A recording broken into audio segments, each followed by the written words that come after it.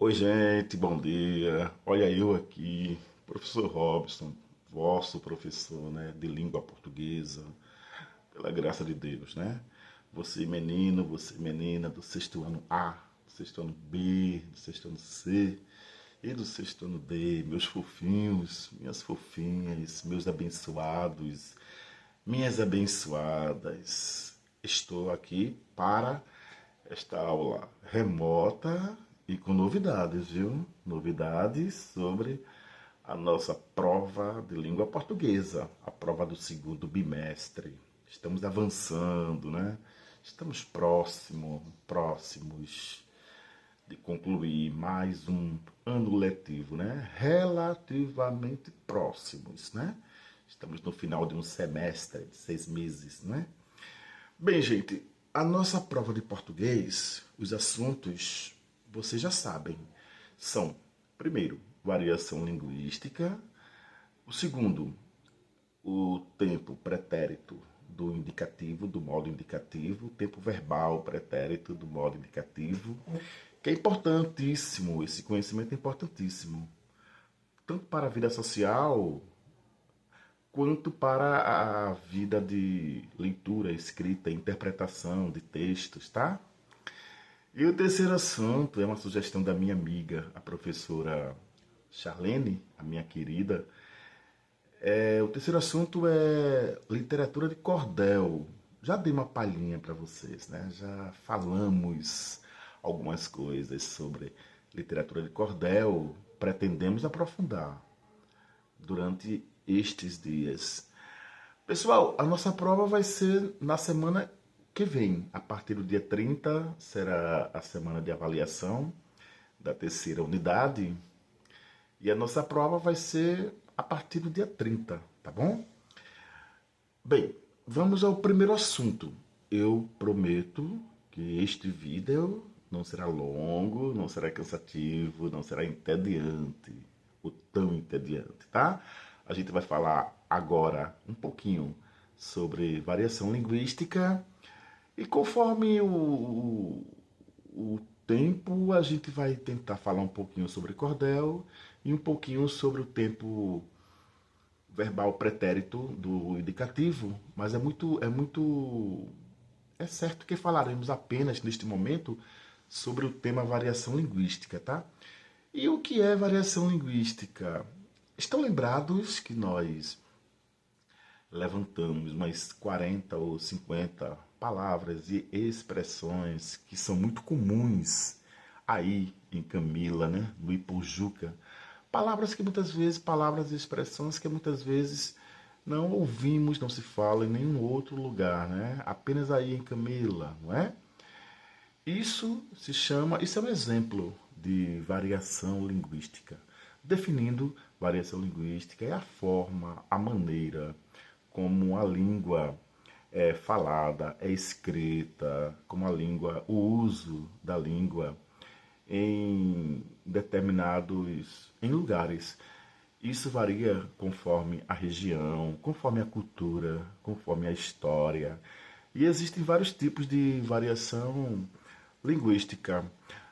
A gente vai se prender agora a um tipo chamado de variação linguística geográfica ou regional. E o que é isso?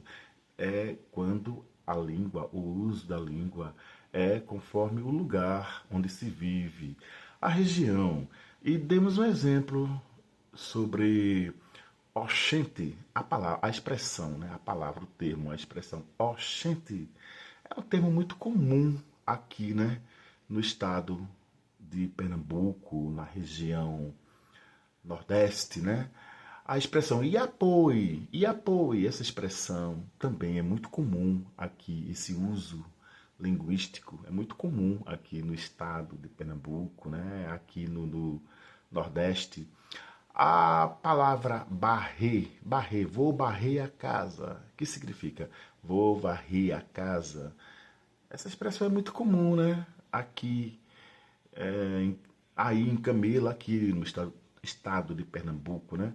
Lembrando, gente, que quando nós falamos em variação linguística, nós não estamos falando em erro de linguagem, maneira errada de falar. Não se trabalha nessa perspectiva, sabe? De erro, maneira errada de falar. Não. Aquele é o uso, é a maneira de nós falarmos.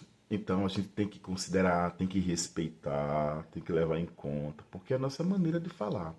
Vocês sabiam que a palavra mandioca, lá na região amazônica, mandioca é a nossa macaxeira. Lá no sul do país não se chama nem mandioca nem macaxeira, se chama aipim, aipim. Ou seja, o mesmo produto, o mesmo vegetal, com três nomes diferentes, dependendo da região, dependendo do lugar, né?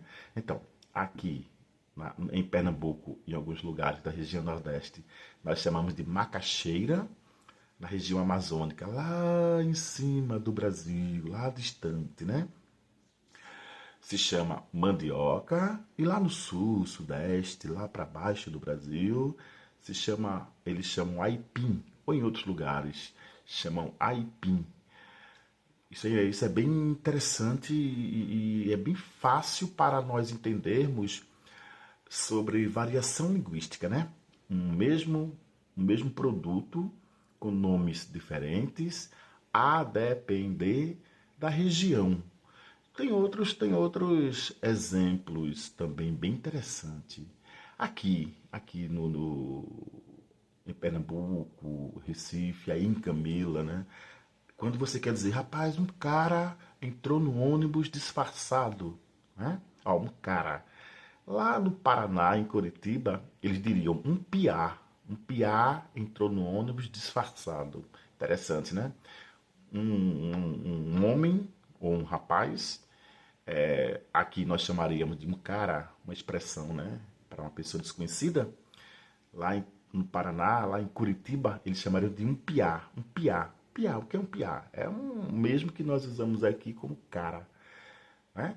Tem outros exemplos de variação linguística. A palavra danou-se, de danar, o verbo danar, né? Danou-se, nós usamos muito, né? Danou-se. Isso também é variação linguística. Estão lembrados daquela expressão jogar bola? Nós chamaríamos de jogar bola. Vamos jogar bola, né? Em Camela ou em alguns lugares nós chamamos de vamos rogar bola. Vamos rogar bola, vamos rogar bola. Isso também é exemplo de variação linguística. Então, resumindo, nós estamos falando sobre variação linguística no contexto geográfico, no contexto regional, e o que é variação linguística nesse contexto e em outros contextos é a maneira que nós falamos, nesse caso, conforme a região, o lugar. E eu já dei o exemplo da macaxeira, né? Que aqui é chamada de macaxeira, mas lá na região Nordeste é chamada de mandioca, e em outros lugares é chamada de aipim, né? Dei o exemplo de um cara entrou no ônibus, aqui nós chamaríamos de um cara. Lá no Paraná chamam de um piá. Um piá entrou no ônibus. Em outros locais chamariam de um boy. Um boy entrou no ônibus. E assim por diante. Vocês estão lembrados da expressão interjetiva chamada de eita, eita? É uma expressão de espanto, né? E nós usamos comumente. E é uma expressão nossa, aqui, da nossa região, né? Eita! É uma expressão que nós utilizamos para indicar um espanto, uma admiração, uma coisa assim parecida. Vai cair este assunto na prova, vai cair como definição e vai cair uma tabela onde eu vou colocar algumas daquelas palavras que nós levantamos em sala de aula. Aí vocês vão passar dessa maneira, da maneira de variação linguística, como nós falamos, para a chamada norma padrão. E o que é a norma padrão? É a maneira que a palavra se encontra no dicionário, por exemplo, ou nos livros de português, ou como nós ensinamos gramaticalmente. Esta é a chamada norma padrão. Por exemplo, vou dar um exemplo, né? Varrer a casa. Nós diríamos na norma padrão, varrer a casa. Oxente, na chamada norma padrão seria ó gente, ou então ô gente. E por aí vai. Então, a norma padrão é a maneira que a palavra é encontrada no dicionário, é encontrada nos livros de português, é encontrada como nós usamos gramaticalmente. Em outras palavras, e entre aspas, nós chamaríamos de a maneira correta, mas não é questão de maneira correta, não. Porque, como eu disse logo no início deste vídeo, né?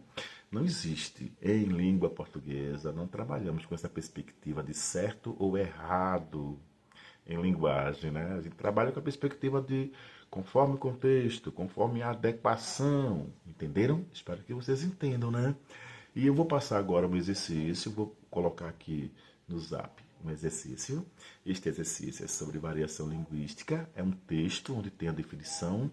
Eu passei para vocês, eu apliquei em sala de aula uma definição sobre variação linguística e agora eu vou ampliar esse conceito, ampliar essa definição. Aí vocês vão escrever esse texto no caderninho de vocês, bem bonitinho, por favor, e conforme nós ensinamos, seguindo as margens da folha, seguindo o uso do parágrafo, do travessão, seguindo o uso dos pontos e das vírgulas bem colocados, seguindo o cabeçalho, e não digam cabeçário, digam cabeçalho. A gente fala cabeçário, essa variação é o modo de nós falarmos, né? Mas a norma padrão diz cabeçalho, tá certo? Então, galera, que o Senhor Deus vos abençoe poderosamente. É a minha oração, é o meu desejo. Que o Senhor abençoe a vossa semana, os pais o pai e a mãe de vocês e as vossas famílias. Ficamos aqui neste vídeo. Eu espero que vocês assistam e qualquer dúvida, não perguntem a ninguém. Pergunte a mim, professor Robson. Zap 983100724. Eu estou à disposição, tá? Cheiro no coração e que o Senhor Deus vos abençoe poderosamente, tá? Tchau, tchau, gente!